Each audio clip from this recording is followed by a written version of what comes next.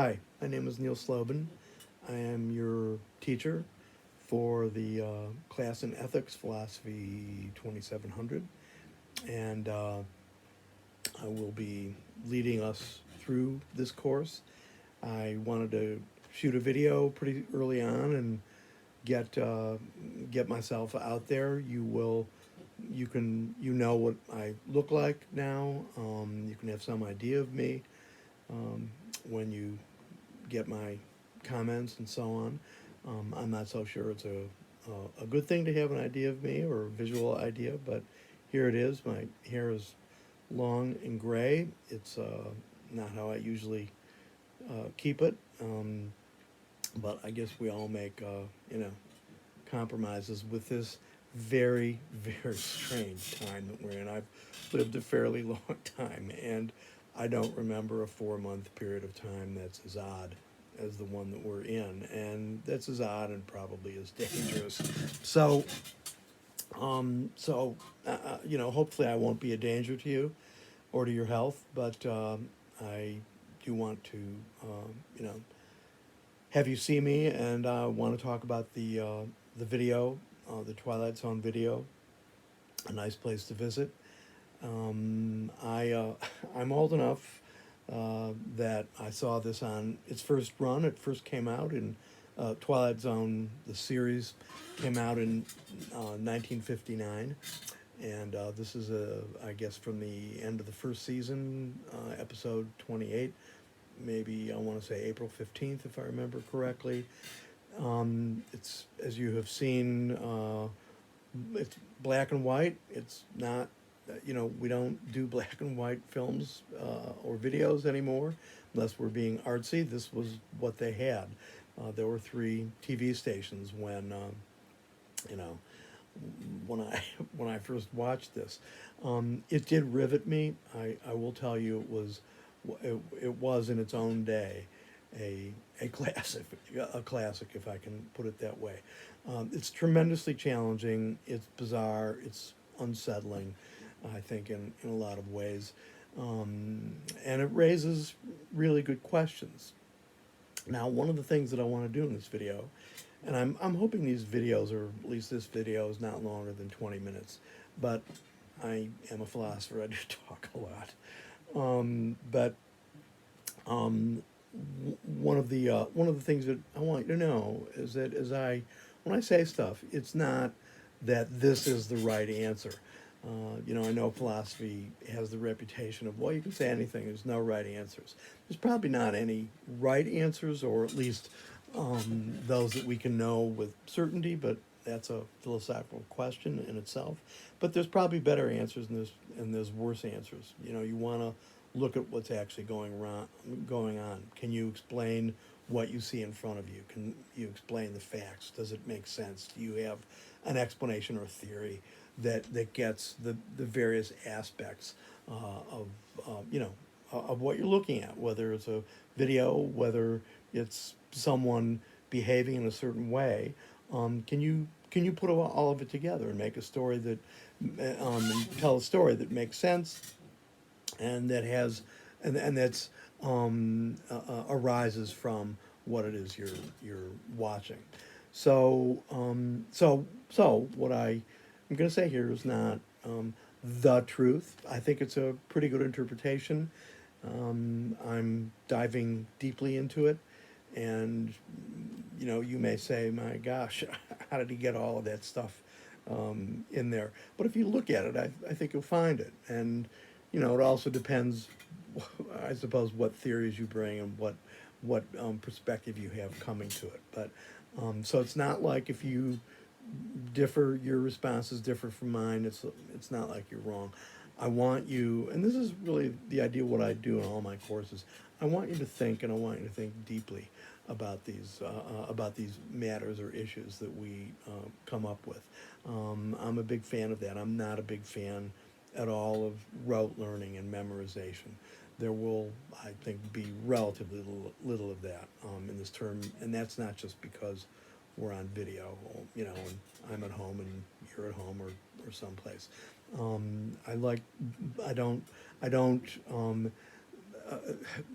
not glued to having people memorize things. So I am, committed to this idea that people think about things, and you can follow your thought where it goes. So I want to follow thoughts where they go here.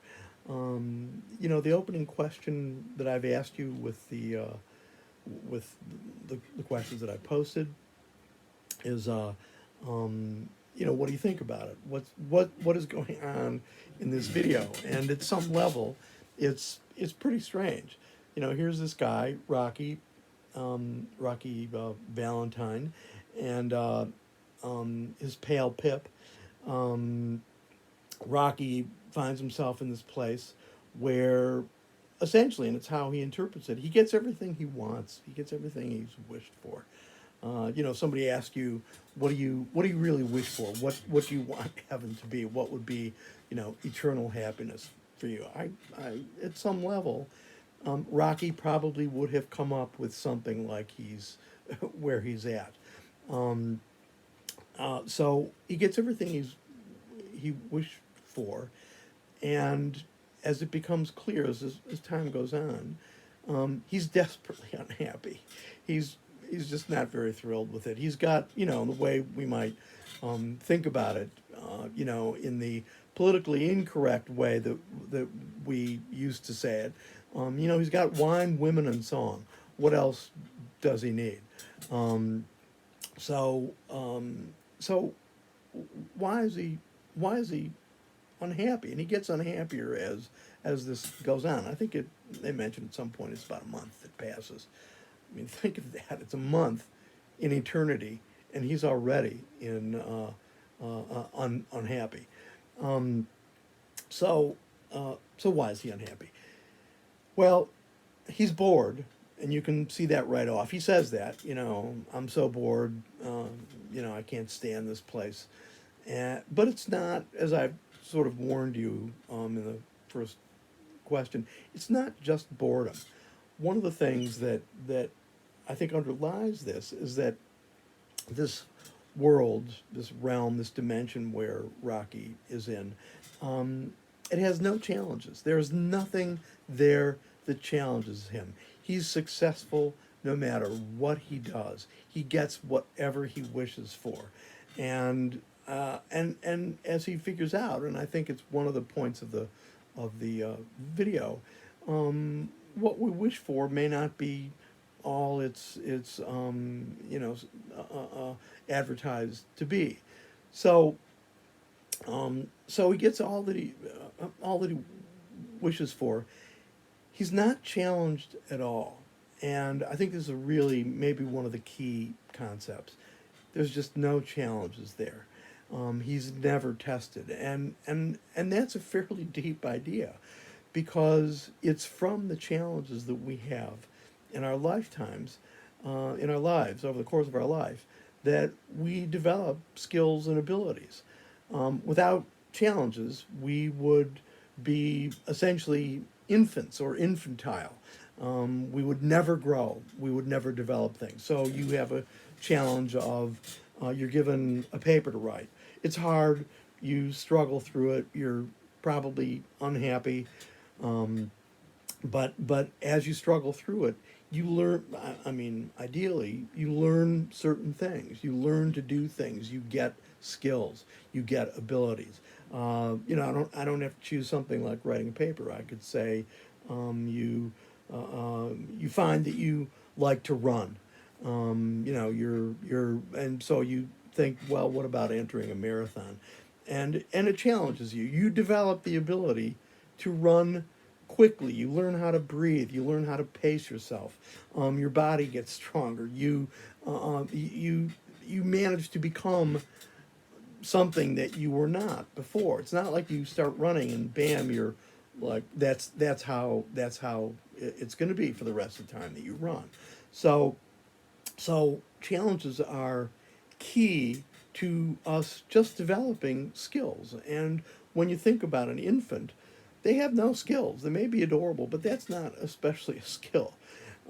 So as an infant, they have no skills. They have no abilities. They have to be taken care of. They're entirely dependent beings. And through over a period of time, they develop the ability to do certain things. It starts pretty simply. They dress themselves. They learn how to feed themselves. Eventually, if you telescope to adulthood, they learn how to cook. And so it's those kinds of ideas that we get when we have a challenge and we can't do it, but then we do learn how to do it. And without the challenge, we would not be learning. We would not be growing. So, it's not like we have to learn how to dress ourselves every morning. Once we learn it as an infant or a child, we pretty much got it. Once you learn how to ride a bike, you pretty much have it for the rest of your life. I mean, there are obviously exceptions. So one of the things that happens with Rocky is that he has no challenges, and if you put that in the context here, he's got no challenges. So he improves or develops no talents or abilities. In fact, what we might say, because everything is successful that he does, you could even say that some of the talents that he has will disintegrate. They'll collapse, and so he won't have them afterwards. I mean, I may have exaggerated. You might have to test out riding a bike again a little bit. You might have to test out, if you've learned to cook and you haven't cooked for years, how you did it. So he'll probably have some. Rocky will probably have some regression of his abilities in this, but mainly, so at the best, Rocky can hope to remain the same, but he's probably gonna fold, roll downhill at some point. And so that's one thing. Abilities and skills, really important to have challenges. So it's not just boredom. The second thing that comes from this, and it's tremendously important, I think, is that when we are faced with a challenge and we actually do something, so you write a paper, and it's a good paper, and when you get the grade back, you're proud. You think, that paper, I've done that. That's me. You've earned that. You own it. It reveals you for something that you are. And if you think about that in relation to the video, Rocky is not going to be able to. He can't do that at all about anything. So it's not like at the end of the video where he's got that pool table suddenly appear, where there was a dining room table. He goes up to the pool table. He breaks the table. Every ball goes in. It's not like Rocky can legitimately think to himself, and he knows this. He can't. It's not like he can think to himself, "Man, I'm a really good pool player." No, he's not. It has nothing to do with his abilities. That's the way his world is set up. It's not like when he's at the casinos gambling. It's not like he can say to himself, "I'm really talented. I'm a really talented gambler." No, he's not. It has nothing to do with him. It's also, and this was I think the second question, and I'm going to look at this. I have my notes here, so and the questions. So it's not like the second question. What's the point being made when Rocky says being a big guy with a chick doesn't mean anything if it's set up in advance? Being a big guy with a chick doesn't mean anything if it's set up in advance. It's not like Rocky can say to himself, he's got all these beautiful, to him, women hanging around him and hanging off him and laughing at everything that he says and smiling. It's not like he can say to himself, "Boy, I'm really an attractive guy." It has nothing to do with him. I mean, that's the way the system is arranged. He just gets whatever he wants, whether he earns it or deserves it or not. And so one of the miserable things about this situation for Rocky is that he can't own anything. He cannot say, "This is me." this, look at what I've done. This is a good paper I've written. This is a car I've restored. This is a great basketball game that I shot. I'm a good basketball player. I'm a good teacher. Whatever. One of the things that we do in our lives is, it's one of the main ways that we interact with the world, and it's necessary. Is that we place ourselves, and this is the way I like to talk about it, we place ourselves in the world. Rocky cannot place himself in the world. Whatever exists in the world, it has nothing to do with him. He can't say, oh, look, I've done that nice thing, I've done that nice thing. No, he hasn't. And so Rocky, in some respects, interestingly, he's kind of not there in the world that seems to be made for him. He's not really there, and so one of the things that means, one of the implications that has, is that Rocky will eventually probably have no self that he can point to as this goes on over eternity. He will have no self. He'll have no identity. When he says I, and that may disappear, it won't refer to anything. There's nothing there. And that's a remarkable feature if you think about it. There's nothing that Rocky can do to place himself in the world. And again, by placing himself in the world, I mean all of the ways we place ourselves in the world. We go to a store and we select a certain clothing to wear, and that presents us to the world. We've done that. We've selected that. I'm not saying it has to be clothing. You may not care at all about what you wear or how you look, but you have something else. You have other things that do matter to you, whether it's cooking, whether it's a sport, whether it's academics, whether it's being a good friend, whether it's being a good parent or a good child. I mean, this is what we do. We place ourselves in the world. So Rocky's going to disappear. And one of the interesting implications of this, and I asked you this in the question, so I'll read it for all of our benefits. This is question 5, and this is pretty abstract. Can human beings not choose? I mean, are we ever in a position where we don't have choices? And what I want to say is that human beings in our world, we can't not choose. I can't decide not to do something. I mean, I can decide not to do a particular thing, but my not deciding to do that thing is a decision. There's no real good way around that. If something is happening in front of you, you may decide, well, I'm just going to remain neutral. That neutrality is a decision. It's not neutral. You've made that choice. And so we are in a position in our worlds where we can't not choose. Everything can be looked at as an expression of our choice. And that's a key idea in ethics. And ethics has to do with what we choose. And we'll get back to that in the course. But I want to compare that to the situation that Rocky is in.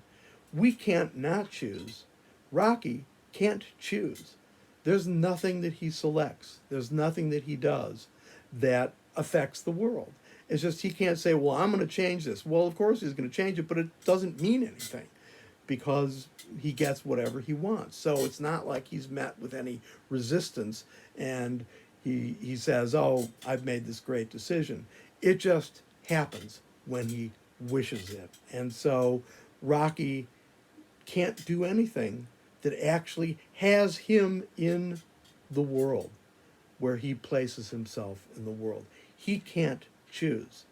We, in our world, can't not choose. Everything we do. I mean, there's some, boundaries to that, perhaps, but pretty much everything we choose everything we do is a choice, and we place ourselves in the world. And this is why I asked you to compare the video with the movie Groundhog Day, and it looks kind of similar. The Bill Murray character there, I mean, his world just, I mean, every day is the same day. It's the same day. It's the same day. And he gets depressed. He starts to understand that he can't choose to get out of there. There's nothing he seemingly can do to get to the next day. The next day never comes. In a certain sense, it's eternity. Except, without kind of knowing it, the Bill Murray character actually can place himself in the world. He does change the world around him. He helps those ladies with the flat tires. He catches the kid from who falls from the tree. The Bill Murray character saves the guy at the restaurant from choking on his food. And so Bill Murray has a real way of placing himself in the world. And so what happens is, when he figures this out, he's wooing the woman in the story. He starts to improve himself. He takes piano lessons. He learns how to play jazz. He becomes an ice sculptor. And so the Bill Murray character can actually develop skills and abilities, because the Bill Murray character, Phil, has the opportunity to change the world, to place himself in the world in such a way that it makes a difference. And then we see eventually he becomes a certain kind of respectable human being, which is what he's not. He's not that at the beginning. But the two videos look the same, I think. I mean, I think they're comparable, because Rocky's in the opposite position. He will never be able to improve himself, change the world, and place himself in the world, and so on. Whereas the Bill Murray character can. One of the other things I want to mention here is that Rocky is in a world where there's kind of literally no values in that world. I mean, why would he prefer one thing to another? For 1,000 nights in a row, he has steak. For the next 1,000 nights, he has fish. Maybe he alternates between them. Day, night, and this day, and so on. But he has no real choices, because he's there for eternity. Nothing matters. He will eventually do everything, and he'll do everything that has no meaning again and again and again, because it's eternity. And so Rocky's world is a world where there's no values, there's no basis on which to decide to do this rather than to do that. I sometimes compare this situation that Rocky's in to imagine you're in a vehicle on the desert, and it's just a white sand desert. As far as you can see, there's just white sand, and there's no markers, there's no indentations, there's just nothing. There's just white sand as far as you can see. And why would you decide to turn one way rather than another way? What would you do? I mean, all of it's, in a certain sense, no matter what you do, it's going around in circles. So that's the world that Rocky is in, is that there's no values in the world. Preference does not make any difference to him and to his life. Now, there's maybe a condition or two on that, which I'll raise when we get to a philosopher later on. The other thing I want to say about this is that Rocky lives in a world where there's no other human being. I mean, there's Pip, whatever he is, and it's not entirely easy to tell where he is. Maybe he's the devil, or the devil's henchman, perhaps. But there's no other human beings. There's no other real human beings. The women, the card dealers, the casino, as Rocky says, it's all props. You know, can we get some of my friends here, Pip, he says, and Pip says, you know, they have their own places. And so what are these people here? What are these? Well, they're props, is what, or they're like props, is what Pip and Rocky, you know, the information that he gets. And one of the other things that happens here is that Rocky is in a situation where there's no other human being to reflect back to him what he is like as a human being. Is he funny? No, because the women and everybody around him, they're smiling and laughing constantly. That doesn't give him information about that. Is he smart? Not necessarily. Nobody's giving him information about that. Whatever paper he writes, he'll get an A on. And so what happens here, because there's no other human beings, Rocky cannot see the reflection of himself, of who he is, in the responses of other people. One of the ways that we know who we are is by seeing how people respond to us. I think I'm funny if people laugh at my jokes. I think I have some talent or other, or some ability, if people react one way or another to what I'm doing. Without that information, without that response from other people, I don't really know who I am or what I'm like. And so Rocky's in this situation where he is going to, he has no way of knowing who he is in regards to the way people are responding to him, because it's all set up. Everything is positive. So, kind of in summary, I guess, and we're getting on 27 minutes here, so I want to wrap this up. I didn't want it to be this long quite, but so we get to a situation where one of the ways of thinking about this, the world that Rocky is in, is that Rocky begins or will lose eventually his identity. He will not know who he is, and he will not have a self. And one of the things that he's, I think, reacting to, maybe I'm reading into it, but I think he has a fair sense of this. He's just stuck, and he's going to lose any sense of who he is. Now, why do I have this in this ethics class? What is the relevance of that? And it'll come back in various ways. But one of the things I want to say, and this is a key point, and it's not a neutral point in ethics. In other words, what I'm saying here is controversial in terms of moral philosophy, in terms of ethical moral philosophers. Not everybody will agree. And there are all sorts of problems with it. But it is my view that one of the things that we do in our moral lives that we are talking about when we study ethics is that morality is about developing a self. It's how we choose this, it's how we choose that, it's how we become who we are.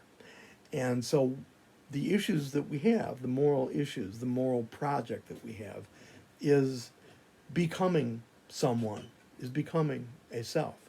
And so if we take that big idea and we look at it in the smaller context that we are in, the actions that we do in life, one of the reasons why controversial issues that become controversial, and we argue about them and we get so angry about them, is because they reflect ourselves.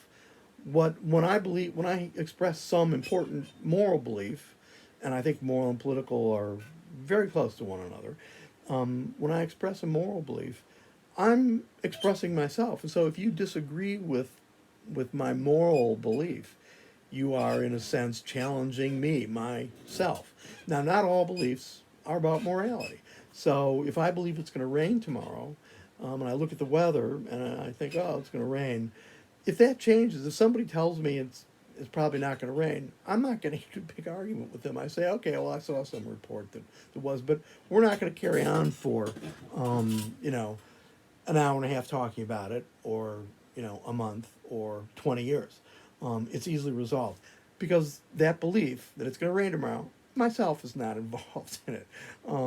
It's a pretty minor deal. So the beliefs that we get upset about are beliefs, I think, where ourselves are more or less expressed, ourselves are more or less impacted. And so that's why we have what come to be endless moral and political disagreements that are very tense. I mean, we even are willing to give up ourselves for some of our moral slash political beliefs. It's because what's at risk is our commitment to an idea, and we might even say that ideas transcend even our individual little selves. But ultimately, I don't want to get off on that right now. But morality is about developing a self. What the situation that Rocky is in is he will never have a self, or he'll lose the self that he has, good or bad self. It's gone. He can't choose. Nothing. He cannot place himself in the world, and so the disturbing thing, I think, is for that is that. Okay, I think that's most of the points I wanted to get at. I'm sorry, this is about 31 or 32 minutes. I'm going to have some questions, a couple questions that I'm going to want you to respond to in a paragraph, just about, this. I guess I'll call it a conversation or a lecture here.